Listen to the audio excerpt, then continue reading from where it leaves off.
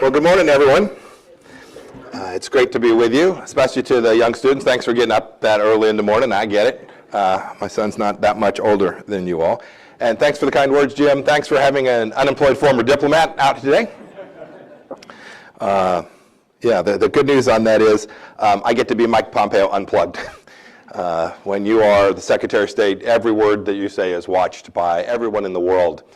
And today I get this chance to speak from the heart about the things that I believe matter to this country. And I want to thank you, President Favazza, for your words and for your leadership here at this amazing institution. We need only look around to see the history that is in this place. And to get to be some small part of that is humbling for someone like me that just now, 10, 12 years ago, was running a machine shop in Wichita, Kansas.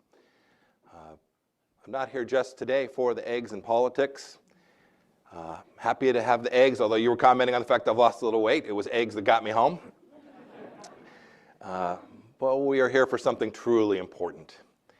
It is New Hampshire, after all, the place where Americans kick off conversations that shape the very future of our nation. We all care about that future. It's why you got up today to be here, to listen, to be part of this community. Everyone in this room believes in America. We believe deeply that it's worth fighting for. Someone asked, someone said, are you thinking about running for president? My commitment is I'm going to stay in this fight. I've been at it for a long time. I did it when I was a young soldier. I vote, just like I hope you all will. We can see that some incredibly important things, some greatness of America is truly under threat. I wanted to spend some time this morning responding to some remarks President Biden made a few weeks ago. The President of the United States gave a speech that smeared half the country. He identified half the country as enemies of the state. He essentially said, if you're pro-life or you oppose a certain set of policies, you're a threat to this nation. That can't just slide by. I'm going to stand up for every American that the President attacked. It was hard to know exactly who. America deserves better than that, deserves language that is more decent than that. I want to talk to you about the difference between fighting enemies, which I was committed to do as a young soldier, and then worked on as a CIA director and Secretary of State, and fights with friends, and the capacity of each of us to try and do our best to know the difference. Both types of fight share a common motive, but when we fight enemies, it's war, and it ends with one side defeated. But fighting with friends, we don't defeat an enemy. We convince them. We make arguments. We build the case. These are our fellow countrymen. We have to recognize this distinction. We owe it to each other, and we owe it to this great nation. Doesn't mean you can't fight hard. I'm happy to do that. Enemies seek to destroy our country. I spent time with Chairman Kim. I spent time with Xi Jinping. I spent time with Vladimir Putin. They are bad guys. But by attacking our countrymen, we undermine what makes America great. We have to defend against our adversaries, our enemies with force, but with friends, we build. We talk about ideas, and this is what I hope we'll spend our time talking about today, ideas. We all know that elections have consequences. You run the first primary in the nation here, Godspeed. I hope that continues, because these outcomes matter. Sometimes I think it's out of forgetfulness, or maybe sometimes it's fear or self-promotion. God only knows. Our own countrymen let their personal ambition get in the way and eclipse the idea of the most exceptional nation in the history of civilization. We don't need to defend against them, but we sure as heck need to defend against the ideas that have taken hold of them. Sometimes we have to speak truths. We have to make arguments. We have to build and speak hard truths because we love the country and we love the people who have built it. I want to remind everyone today what makes this nation so special. I traveled around the world in this beautiful white over blue airplane. Thank you for providing that for me. Mary Elizabeth's here today. She was on it with me. It's a little old, but it did beat Delta Airlines, which I'm back to now. What makes America exceptional is the people in this room. Our enemies want to tear it down, and those we defeat. Those we work. President Reagan said, we win, they lose. Those we must defeat. But our countrymen must be reminded and called to account, even when their ideas are flatly and patently wrong. But the only place we want to defeat them is at the ballot box. I hope we'll do that in November.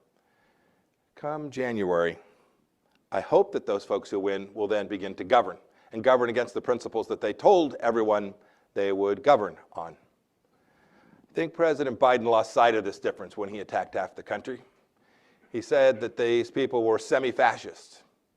And if the president can't tell the difference between Republicans and terrorists, or Republicans and the Chinese Communist Party, or if he can tell the difference, doesn't speak to that difference, then we have to change course. We have to change out who the leader of our country is. I've been traveling these 19 months doing the kind of work I did when I was a congressman, talking to folks. Most Americans get this difference. There's no better time than today in this historic place to bring it up. We are now just a couple of weeks off from a day that still pisses me off. September 11th, 2001.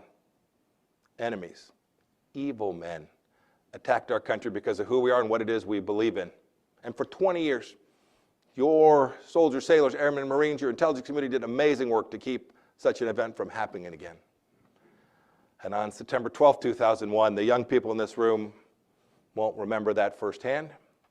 We stood together to do more than just avenge the attacks on the World Trade Center, a necessary component, those who attacked the Pentagon and in Somerset, Pennsylvania. But we stood behind America and everything that is extraordinary about this country. We wanted to avenge what took place there, but we wanted to build on our exceptional heritage. I remember we stood together. I was in Wichita, Kansas, trying to take care of my couple hundred employees that were making machine parts. We were in for an economic challenge. But we all stood together in that wreckage and reminded us of the fortitude and, importantly, of the fragility of this miracle that is our country. We stood together with a renewed commitment to defending this nation, its freedom, its faith, and our founding ideas. Side by side, there were Democrats, there were Republicans, there were people from the progressive movement, libertarians. We all believed that American greatness was more important than politics or ideologies, things that divide us in the to and fro of our daily life. We stood together 21 years ago. The president gave a speech that suggests he believes things have changed in those 2 decades. I think we've forgotten. I think we've forgotten too much. Joe Biden delivered his speech in Independence Hall. He did it with uniformed servicemen standing behind him and the presidential seal in front of him. He had an enormous opportunity to unite America by reminding us of the strength. Indeed, he campaigned on creating this unity, the unity that lives in the spirit of September 11th. Instead, he frankly desecrated those symbols that day by giving one of the most divisive presidential speeches I can ever remember. Worse, he used 2 Marines as window dressing. And as an Army guy, we can fight with the Marines on a whole lot of things, but we can't fight and should never challenge the sacredness of those who've chosen to wear our uniform. He called fellow Americans semi-fascist. He called us a threat to the soul and foundations of our republic. He said we were intimidated, authoritarian cronies who want to take our country backwards. I'll speak for myself. I want this country to go forwards. I know you all got up this morning to try and make it go forward as well. Mr. President, I can't tell you what's in your heart. I don't know. But I do know that treating countrymen like enemies is a rejection of the very principles that I served for, that you all got up this morning for, and what has made this country great. Indeed, I don't think any of us know what was precisely in his heart, what drove him to give those remarks to the world and to his fellow countrymen.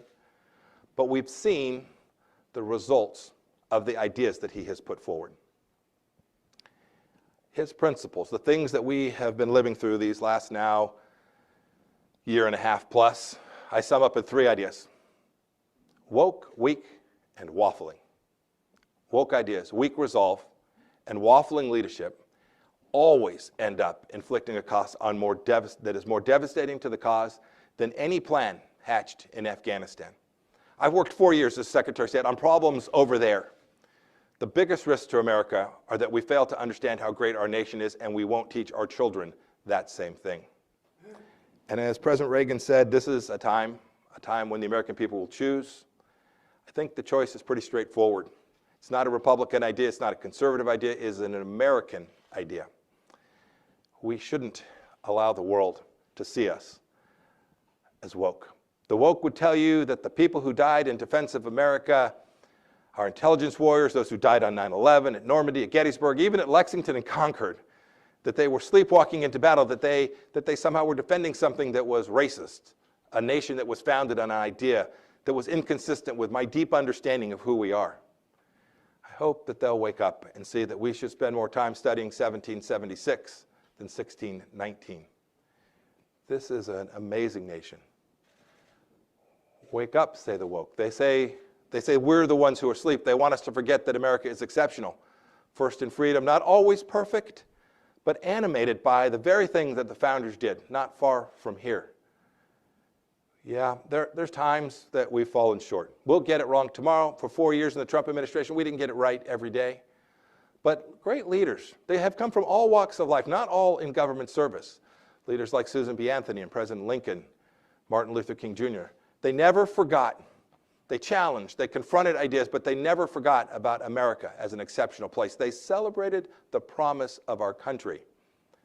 They saw it could be better, and they convinced their countrymen to make it so. That's the power. That's the beauty of what it is I know everyone in this room wants. They never succumbed to pessimism. It's easy to do.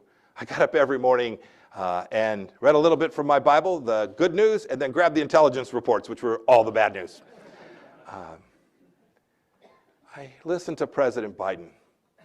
He, in that speech, abandoned American hope and replaced it with woke despair. He would replace American sincerity with cynicism, and he would replace American freedom with a woke control. It's fracturing our nation. He teaches and advocates for teaching that what divides us is more important and more significant than what unites us. It's coercive. It is dangerous. It tears at the very fabric of who we are. And I must say, too, it's hopeless. It suggests that opportunity is limited to a handful. It teaches our children that identity, rather than character, is destiny. Martin Luther King Jr. would never have had that. Using race and gender to divide is evil.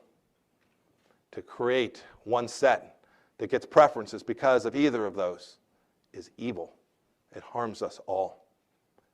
Today, you can see parents all across the country. They would tell you that education's been replaced by indoctrination in our schools. And I've seen in our own military, I've seen indoctrination replace the capacity to make sure our warriors were prepared to fight. We've sacrificed military readiness for diversity and equity training. Signed me up for diversity. My first gunner was an immigrant from another place. I chose him to be my gunner not because of who he was or his background or his race or his identity, but because he could hit a moving target at 3 miles at 15 with a sabot round of 105 millimeters. He was good. He was excellent. He was noble. As a young tanker, I knew that color didn't matter. Green mattered. Folks who were good soldiers mattered. If a soldier could do their job under the greatest of pressure in defending their country, sign me up. I wanted him in my platoon or her in my company or brigade. You all know the story. President Reagan spoke to it simply. He said that freedom's never more than one generation away. And it's why we all need to think hard about what it is we're teaching that next generation. Here, places like St. Anselm, and indeed all around the country. The front lines of this fight for ideas, for freedom, are inside our gates. They're in our schools, they're in our synagogues, they're in our churches. They're in the places that matter most to our communities. And I always think, what will our children say when they grow up about our commitment to that fight? I pray that they'll say that we got it right, that we defended the core ideas that made this country special. You know, I talked about the president being weak. That speech was weak too. It evinced a fear. They want an apologetic America, one that thinks that we are a force for bad in the world. I must tell you, as America's Secretary of State, people around the world wanted to sit because they knew. They knew that America was a force for good. Reagan's strong city on a hill, they understood. I pray that Americans continue to understand that.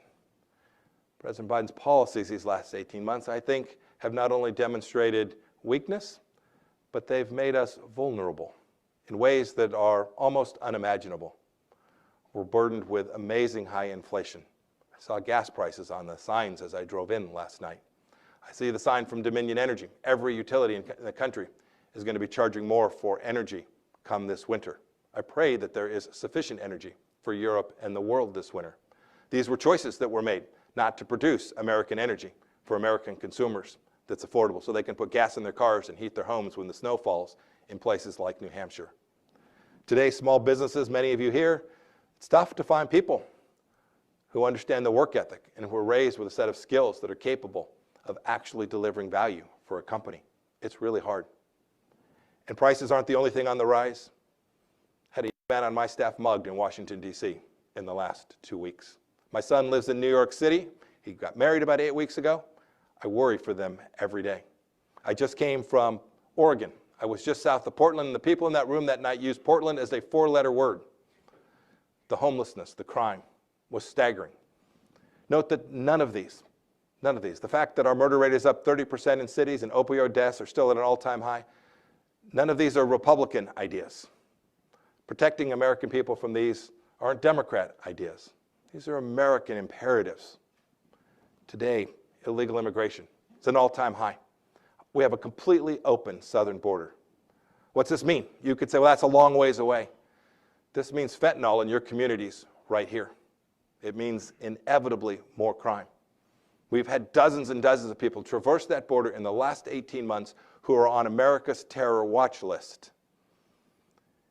4 million people in 18 months across that border. I come from Kansas. 3 million people in all of Kansas. That is a staggering number of people who came to our country unlawfully. We're a welcoming nation. We're a decent nation. But to allow these people to make this dangerous trek across this border is immoral. I worked on this issue as a Secretary of State. We had a policy which slowed the flow of illegal immigration into our country. When someone tells you, some politician tells you, it can't be done, or we should spend more money in Central America to stop it, I can tell you those won't work. It doesn't require more money. It just means one needs to be serious about protecting America, its sovereignty, our economy, and our kids from fentanyl. They weren't caused by people who've called us Republicans, who've said that we're clinging to our guns and our faith. They've called us deplorables, or the MAGA fascists now, the new phrase. These policies were all caused by weakness from American leadership. We weakened our economy with record spending and regulations. $201 billion in regulatory costs in the new annual paperwork, more than 72,000 new pages of regulations, 69 new major regulations. Anybody think we're underregulated in America? More than 100 new regulations on appliances alone. It might be good because it may keep me out of my refrigerator, Jim. We were talking about how you keep weight off. Look, he stacked his administration with people whose ideas are to defund the police, radicals who made it easier to be a criminal than a cop. He reversed the very controls that I spoke of, and now illegal immigrants flood our nation, streaming across our southern border. These problems of weakness aren't just here at home either. I spent my time working all around the world. We are now 13 months off from the fact that 13 Americans were killed in Afghanistan in one of the most amazing debacles in American history. We didn't have to leave Afghanistan this way. No one should doubt President Trump's commitment to getting our boys and girls home. I worked on it tirelessly, both as CI director and for 4 years. But we knew there were additional commitments to our soldiers, sailors, airmen, and Marines who had served in Afghanistan. We needed to honor their 20 years of work. 20 years of work that I can tell everyone in this room kept you safe. I can't speak to the details, but terror plots emanating from that place were stopped by amazing young American men and women. And we undermined that. We fled the battlefield. We didn't protect the things that mattered to us here. It was reckless. It caused our enemies not to have fear and our allies to walk away from us. That weakness in Afghanistan and the weakness in our willingness for domestic energy invited Russian aggression as well. It's also, as we can all see, encouraging Chinese saber rattling. It is not a coincidence that Vladimir Putin invaded Ukraine shortly after the disaster in Afghanistan. Woke and weak and waffling has led us to waffle on our standing up to evil on our own streets and on the world stage.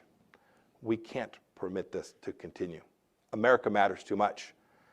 President Biden waffles. He waffles between making statements that are broad and watching his own team undermine them within minutes.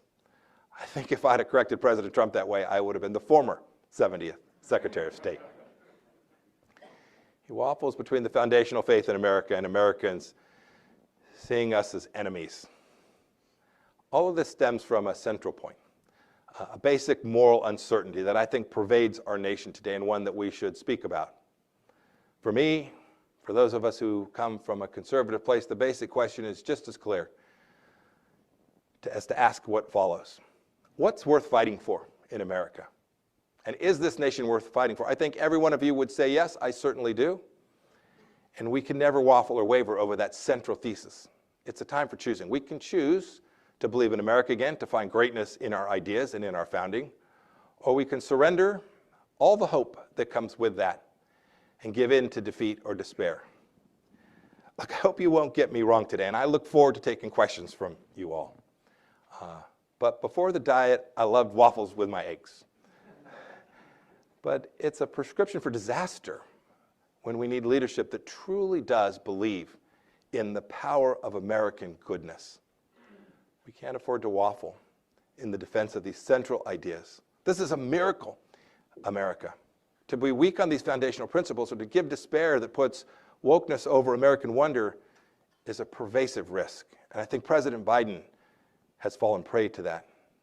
Now more than ever, we have to believe this country is worth fighting for. We need conservative leadership, but believes it too.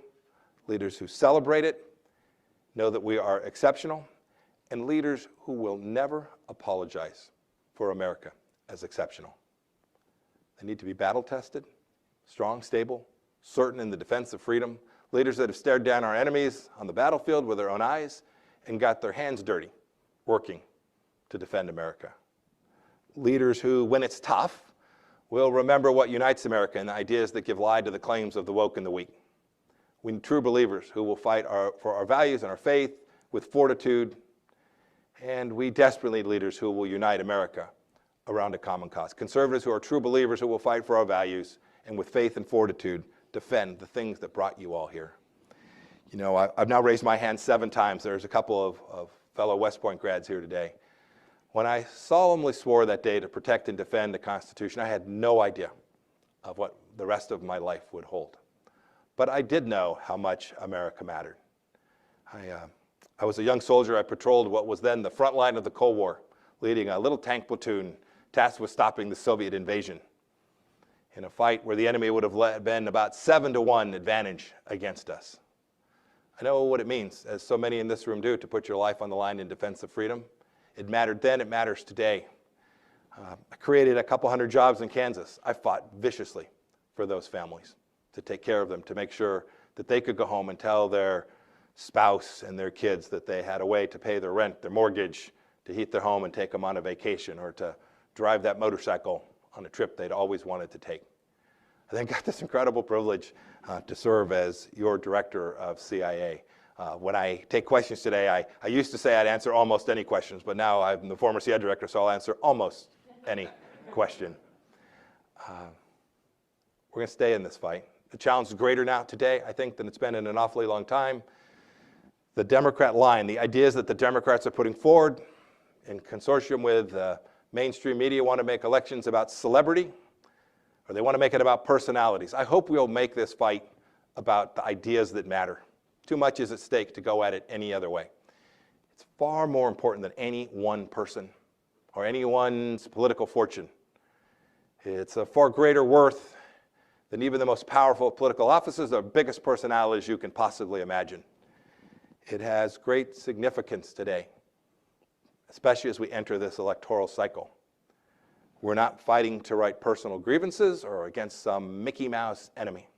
We're fighting for our future against real enemies, like the Chinese Communist Party that wants you and your kids to live in a world that is fundamentally different than the one that has given all of us such opportunity and privilege. It's worth fighting for, I can assure you. Everything's at stake. It's time for us to get it back. I'm confident we will. You all came out today. We'll have a good conversation. But I always think about 2 things. I first think about the folks that I know back home in Kansas.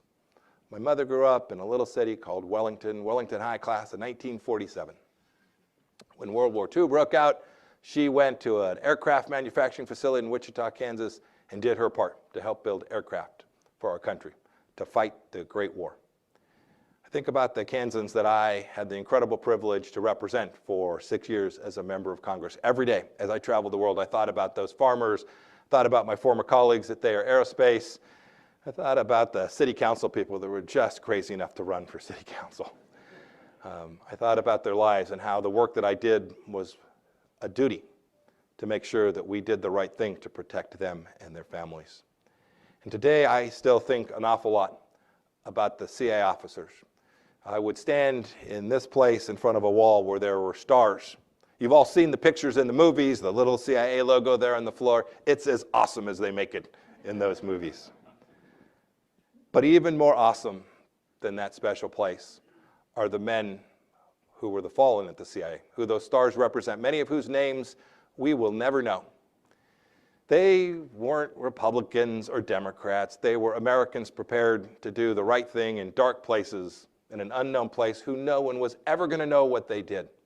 And they gave their life for this country to try and protect the very freedom. These young men and women, they never wavered. They never waffled. They knew the task before them, and they did it with elan and excellence in the way that I pray that our country will do for the decades to come. Thanks so much for giving me the opportunity to be here. I look forward to talking to you, Jim, and having a conversation with everyone in the room. Thank you all. Thank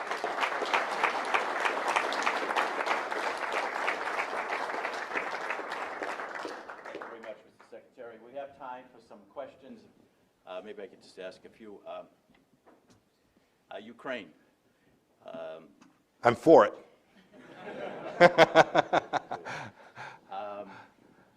Ukraine government is pressuring the administration for some more powerful weapons, in particular the missile range that will have capacity of 190 miles.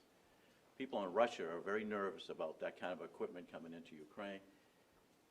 You think the administration should support the request? I do. I give the administration credit for the things they have done, for the tools and weapon systems that they have provided. President Zelensky hasn't asked for our young men and women, right? He hasn't asked for the 82nd Airborne or Marine MAGTF. He hasn't asked for, he just wants the tools to defend his own sovereignty. We ought to provide them to him. My critique has been, and by the way, some in my party disagree with that. My critique has been, we've been slow and late and small.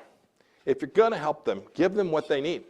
Give them the intelligence they need to target the bad guys. You could do this in a very deep and quiet way. The fear that we will provoke Vladimir Putin, I think, is overblown. Does anybody doubt he's provoked? I promise you the thousands of dead Ukrainians know that he's provoked. Vladimir Putin believes that Ukraine is part of Russia like I believe Kansas is part of the United States. And it's hard to believe. If he said, Mike, is Kansas part of America? I'd say, sure. And you'd say, why? And I'd say, well, he very much believes Ukraine is part of Russia in that same way. He's provoked. We should provide the Ukrainians the tools they need to defend their own people. And when we do, we will have protected a friend. The world will see that. That will matter in China. That will matter in Southeast Asia. That will matter in the Middle East. And when we do that, and when we stand up with our friends, and I pray the Europeans will stand up with their friends in ways that they have not, it's their fight, it's in their neighborhood, then I am confident that freedom will prevail there. As you just mentioned, I mean, Ukraine has scored some significant battles recently. Yeah. It appears that the Ukraine army is better armed. The morale is much higher because I think they know why they're fighting for their country as opposed to the Russian soldiers. Are you concerned, though, that Putin may have two options in front of him, either have a doubling down to accept a humiliating defeat, number one, or two, nuclear weapons that he may use, or chemical warfare that he may use? Sure. He has lots of tools at his disposal. His simplest nuclear weapon to unveil is to deny Europe energy in the next 2 months. If you want to talk about a cataclysmic event, shutting down manufacturing in Germany and France is about as difficult as it gets. And by the way, we talk about this as if it's a long ways away. If German manufacturing shuts down for a 2-week period, there will be thousands of people lose their jobs in the United States of America. right? Think about BMW plants in Alabama, Mercedes facilities in the South. They rely on German components. If those factories shut down, this will be right here in the United States. Vladimir Putin knows that. So yes, of course, we have to be concerned about that. But our theory of the case for 4 years was that demonstrated American deterrence and resolve will prevent conflict from happening. This is the model that we used for 4 years. I get asked all the time, would this have happened if you were still there, right? And I can't answer that because I'm not still there. But I can tell you this war didn't start in February. Vladimir Putin took a fifth of Ukraine in 2015. So we often, Americans, we remember the moment. CNN's not going to cover that. This war started a long time ago. It started in the mind of Vladimir Putin. That is not going to change. Vladimir Putin's mind has not and will not change. He took a fifth of Ukraine under President Obama. For 4 years, he didn't invade Ukraine or Europe. And then within months of our departure, he did it again. Coincidence? Maybe. I think it was because he knew we were serious. I think things that we did, things like the strike on Qasem Soleimani, right, demonstrated to the world that things that mattered to you, things that mattered to the American people, we were prepared to do. We moved our embassy from Tel Aviv to Jerusalem, something no president of any party had been prepared to do because of the risk of World War III. We struck Qasem Soleimani. Everybody said, if you do that, the Iranians will attack Americans in Europe and they'll attack Americans at home. They didn't. That did not happen. And so while I can't account precisely for the reasons, I remain convinced that the greater risk is that we are weak and that we waffle. And our friends see that and hedge their bets in ways that are fundamentally at odds with making our lives better here at home. Do you give the administration any credit on keeping NATO together in their opposition to Russia? I do, but I give Vladimir Putin most of the credit. We were often accused of not liking NATO. Right? President Trump would tell NATO, you all needed to do more. Sign me up for NATO doing more. He was spot on. I was advocating for that too. The current Chancellor of Germany was the finance minister during my time. I can't tell you the conversations I had about him needing to open up his pocketbook in Germany, to put German weapon systems on the battlefield, to put German kids in harm's way. So it was both decent and right for America for us to demand that. We ended up with NATO having like $480 billion more than it had when we began. I pray that some of those resources are benefiting the Ukrainian people today. But I think the Biden administration has done good work. And Secretary General Stoltenberg, the commander of NATO forces, has done good work holding the Europeans and NATO together in this conflict. I hope that that resolve won't be lost when Vladimir Putin puts energy pressure on them this winter. President Biden said on Sunday's episode of 60 Minutes, he reaffirmed his commitment that U.S. troops would defend Taiwan in the event of an attack from China. Would you support him in that? I don't know why he's talking about defending Taiwan in conflict. See, to tell the adversary precisely how you'll respond seems reckless to me. By the way, Xi Jinping no more bought that than a man in the moon. I'll be honest with you, because on the show itself, the staff reached out to us and told us, well, President Biden may have just had that wrong. I could not tell you what our policy is with respect to Taiwan today. It's very confusing. That's dangerous. It wasn't remotely confusing for our 4 years. The Chinese knew precisely what we would do, how we would do it. I communicated that. My counterparts, Secretary Esper and the Department of Defense, communicated it very clearly. But to talk about defending Taiwan suggests that it is a reasonable option for Xi Jinping to invade Taiwan. It's not a reasonable option. These are freedom-loving people. It is a sovereign, independent nation. We ought to treat it as such. And so, one can't account for the hypothetical of what might take place, but the first task of an American leader is to build relationships with the Japanese, the Australians, the South Koreans, Southeast Asia, to make sure that they, much like NATO, are doing the things that only they can do in the region to make sure that Xi Jinping understands that the risk of doing something crazy, like trying to take over the world's largest, most capable semiconductor facility, which, if taken over by the Chinese Communist Party, will change your lives within a matter of weeks and put our defensive systems here in the United States at real risk. He should be building out alliances and working on that. I'll give the administration credit for one thing on this issue. We began this process, Secretary of Commerce Wilbur Ross and me, to get semiconductor manufacturing back here at home. Today, we were the national leader for ever. 25 years ago, we abandoned the playing field. Today, we make about 12% of the wafers for semiconductors here in the United States. We make 0% of the ones that really matter, the most sophisticated semiconductor wafers.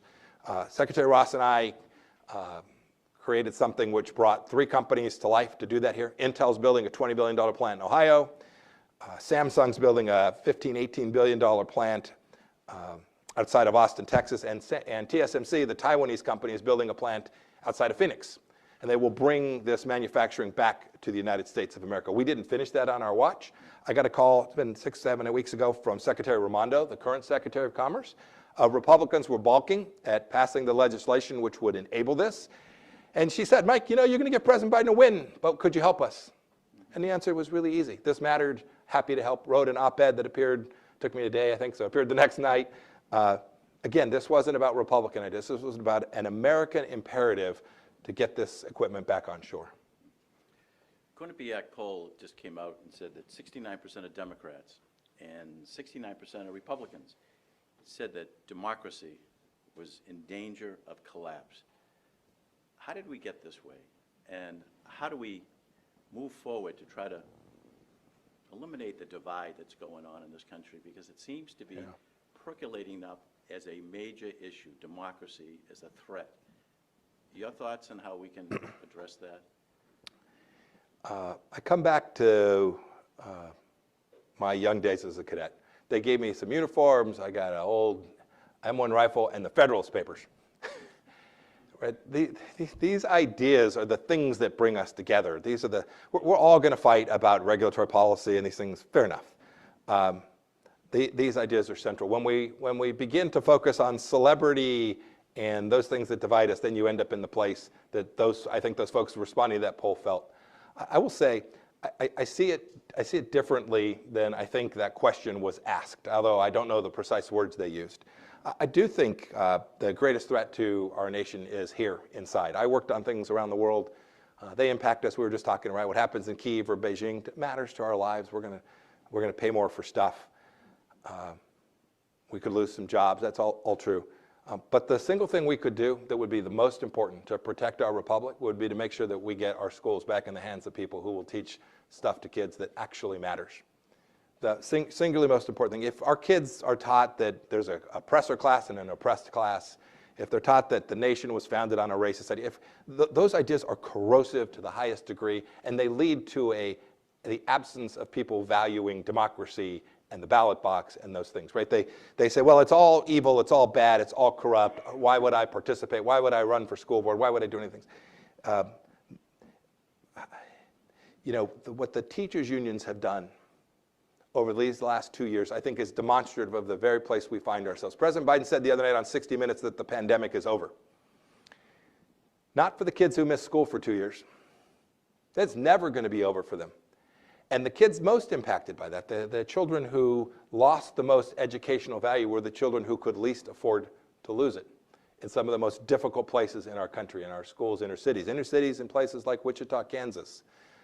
It didn't have to be. Those were political choices were made. And so when you ask, how do you get it back together, we need to make sure that we empower school board members and parents and PTAs and coaches of kids' soccer teams and take the power from Washington, D.C. When you do that, states, cities, communities, they'll come up with different ideas, but the greatness of America will rise. It always has, and I'm convinced that it will again. If I could bring you back to Kansas, I'd love to get your thoughts on the August midterm in Kansas on the referendum. Would have overturned the state ruling that found the right to abortion in the state constitution. Now, you know the state better than I do, but I always thought it was a very red state, conservative state. President Trump carried it by 15 points in 2020. But yet it seems to have an independent I won my streak. race by 19. But it seems to have an independent streak because that referendum that people really thought that would pass went down to defeat by 18 points. Yeah. What was your reaction to that? So if none of you can tell me what's in the referendum, I'll bet you can't either. No, It was enormously confusing, and I think we saw that. It was also in the immediate aftermath of Dobbs. Right. It's the case today. So you think of Kansas as a red state. Today, we have a Supreme Court that was largely appointed by a Democrat governor. We have a Democrat governor today. Right. So we shouldn't misunderstand Kansas. Largely appointed by a Democrat governor, you have essentially abortion on demand in the state of Kansas today. And the legislature has no authority to put any restrictions, not health and safety restrictions, literally nothing. This amendment was aimed to just empower the state legislature, consistent with Dobbs. It was confusing. I can say this for sure. Every candidate who runs for office in November of this year will be pro-life. Everyone. And every candidate that wins will be pro-life. There'll be different degrees. They'll have different ideas about the limits and the like. But Kansas remains a pro-life committed place and a committed state. And national media wants to tell this story because it fits their narrative for November. The truth of the matter is that Kansans are still committed to protecting the unborn in the way that they have been for an awfully long time. How big of an issue do you think abortion will be in this election nationwide? I think in some close races in some Democrat states, it will make a difference. But I think in most places across the country, and as I just wander around and go to Walmart, nobody's talking about that. Well, at Walmart, they're saying, can you find the toothpaste? It's not on the shelves. And it's not funny, right? It's very Soviet to have empty shelves. That's what people are very focused on, the things that are impacting them each and every day. Is my kid getting a decent education? Can I afford gas for my car? I was in a pretty a nice area of California. It's been 3 months ago, I think now. Traveling soccer team canceled half of its games. These weren't people that were poor. Canceled half of their games because the parents couldn't afford gas to drive their kids to games. Those are the things that I think when we hit November, or frankly, people will start voting in just 3 or 4 weeks in a lot of places. So we think about November as the election. It's now not a day, but a month. I think those are the things that will mostly be on people's mind. Great. I have time for some questions from the audience, and we have the students, we have the microphones, and if you could just identify yourself so that the secretary knows who you are. Earl? There's a mic right behind you. Thank you, Jim, and thank you for having Mr. Secretary here today. His comments have been right on the money. I'm with a company called Rural Health IT Corporation in Portsmouth. We're on the front lines of fighting fentanyl and trying to reduce overdose deaths.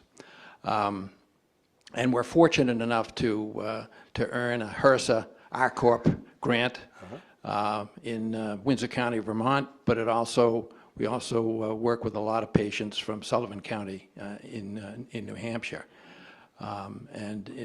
So we've been very successful. Vermont, unfortunately, as we all know, is the highest rate of overdose deaths, the increase of overdose deaths in the country.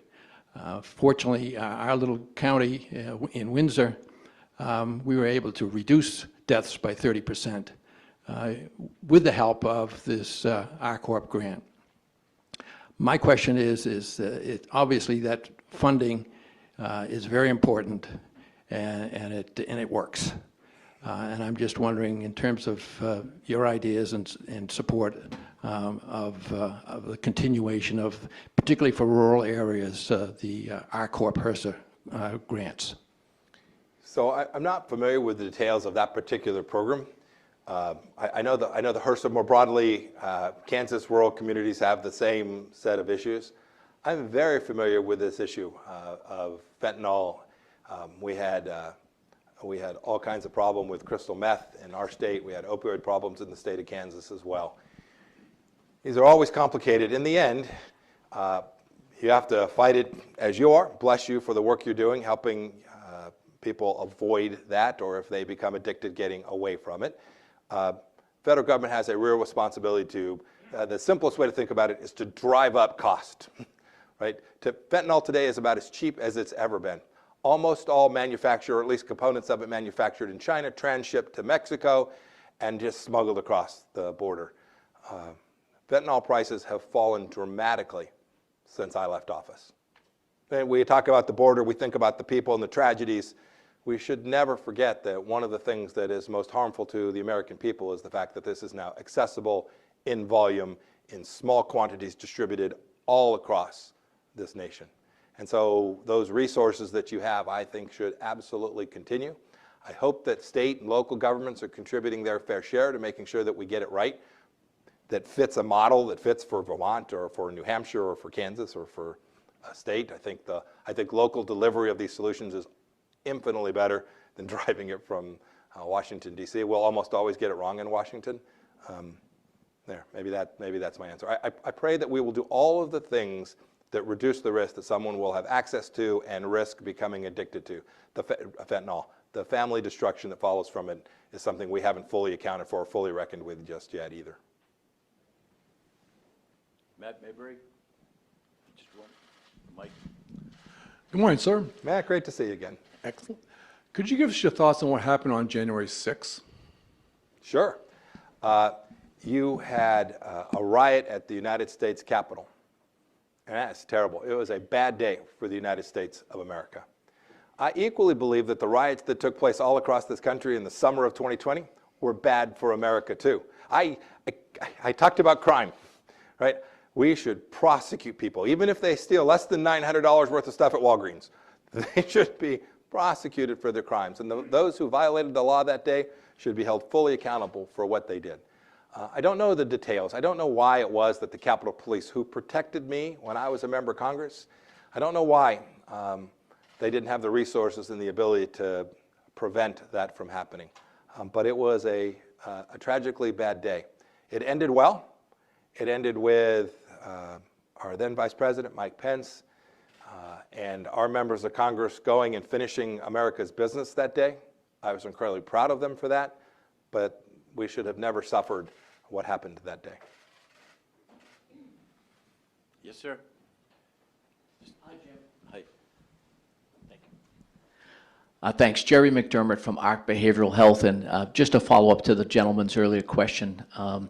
I think everyone in this room has had some family or a neighbor or coworker impacted by the opioid crisis.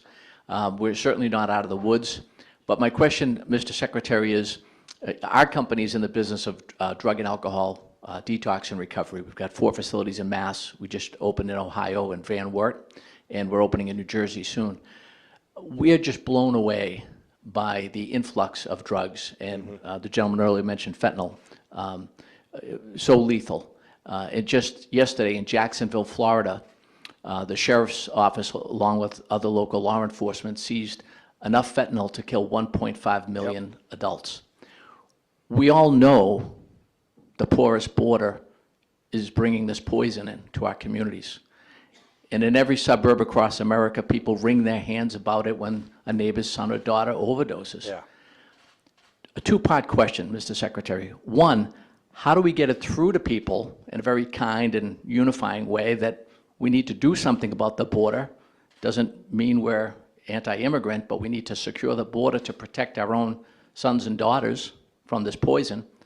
How do we do that? And number 2, what more could we and should we be doing with our intelligence community to stop China from working with the Mexican cartels and flooding the United States? It seems to me it's almost like an act of war. Yeah. There's so many people dead from this. Thank you. I'm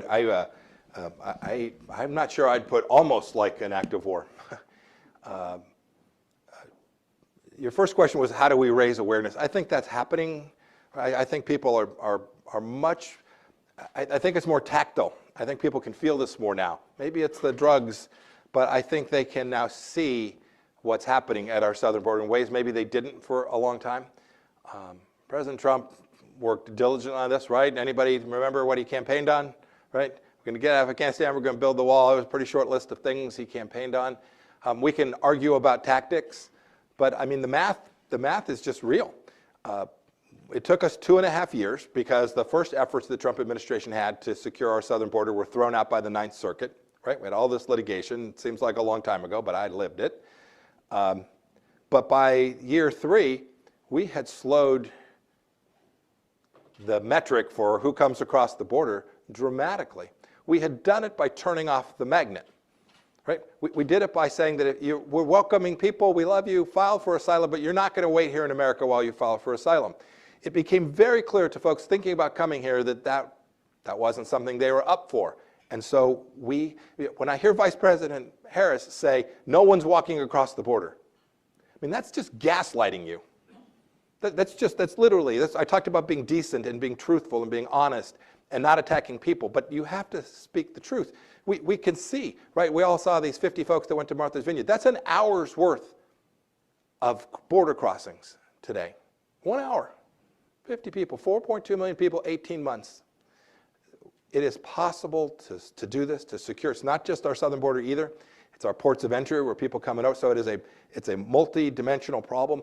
We were serious about it and thoughtful. We did it in a way that I think was fundamentally decent as well, in that I've been down there. I've seen these people. I was at the border in Venezuela where these folks were coming into Colombia. These are people in difficult circumstances, and they are dying, and women are being sexually trafficked along that route from Venezuela and Central America to Mexico. It is not decent to open a border and ask them to come do that. It is deeply immoral, in my judgment. Your second one was, well, how do you stop? What do you do? Everybody remembers there was CNN ran a piece, I don't know, I think it was in somebody's book. There have been so many books written. It's amazing when I see quotes in there from me, and I'm like, I didn't say that. Anyway, it's America. President Trump was accused of wanting to bomb Mexico. And I remember seeing this on TV and saying to my wife, no, that was actually me. And it wasn't bomb Mexico. That was the shorthand CNN used. The truth was that we could see precisely what you described. Think about this. When we've done our work in Afghanistan, we were attacking ungoverned space. We were attacked from 9/11, from this Tora Bora, place where there was no government controlling it. That's always been 6,000 miles away from us. This is why when people say, well, Mike, that's foreign policy. No, this impacts us here. Today, that ungoverned space isn't just in Afghanistan. It's a stone's throw from El Paso. There is no governing rule. There is no sheriff. The cartels are running the place. Any law enforcement there is on the take. And that is on our southern border. This is deeply dangerous. And so the story that they got wrong was we were considering how we operated in ungoverned space in the Middle East, how we might protect America from ungoverned space on our own border. How do you prevent these folks from, and this is an intentionality on the part of the Chinese company, how do you prevent the Xi Jinping from moving these drugs into our America to undermine and put our nation in decline? What are the tools we might have? And so we began to think about how we might use the full range of America's capacity to protect us from these ungoverned spaces. We should renew that. It will be a hard-fought, difficult conversation with the Mexican government, for sure. But this is about us, and this is about protecting Americans. And you were both talking about the lives that have been impacted. America's leaders should be resolved to figure out how to stop it. It is absolutely possible not to get to zero, but to take it down substantially. We have time for one or two more questions. That's a short way of saying I'm answering too long. Okay. It's very kind of you. Matt, why'd you wait for the mic? St. A's, standing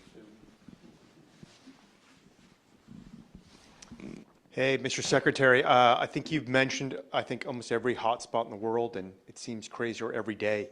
But, blessed be the peacemakers. Can you just talk about how you were able to help orchestrate the Abraham Accords and where you see maybe things going from here, if there's potential for expanding that?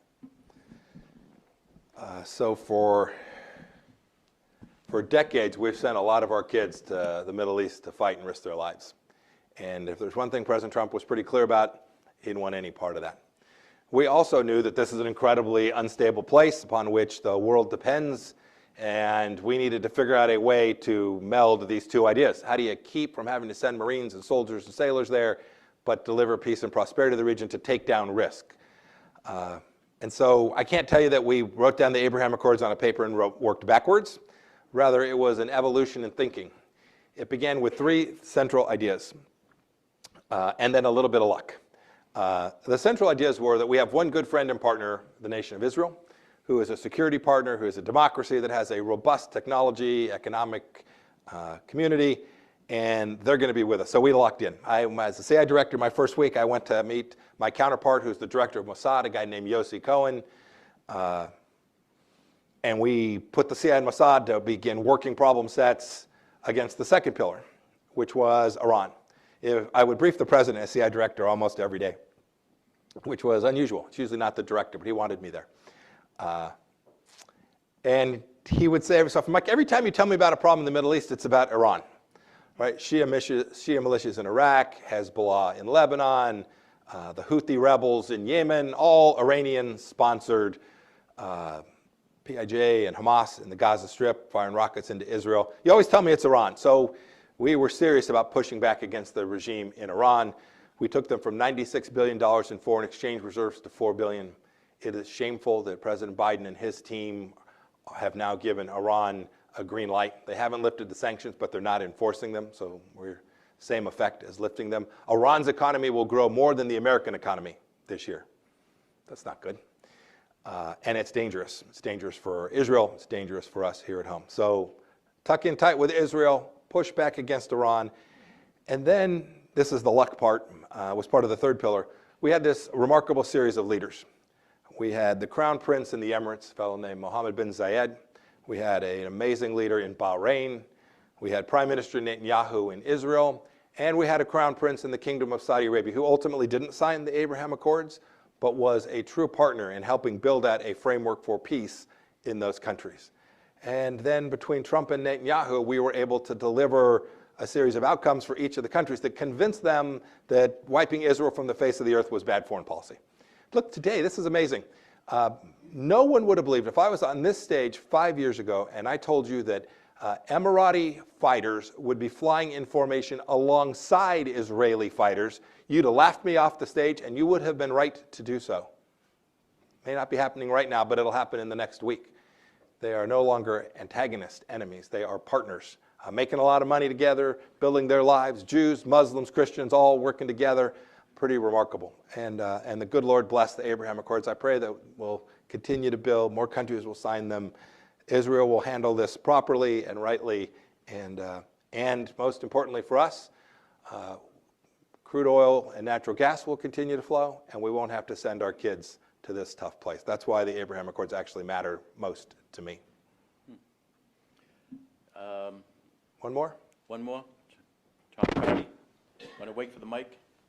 And that'll include. Oh, yes, sir. Thank you, Mr. Secretary. Yes, sir.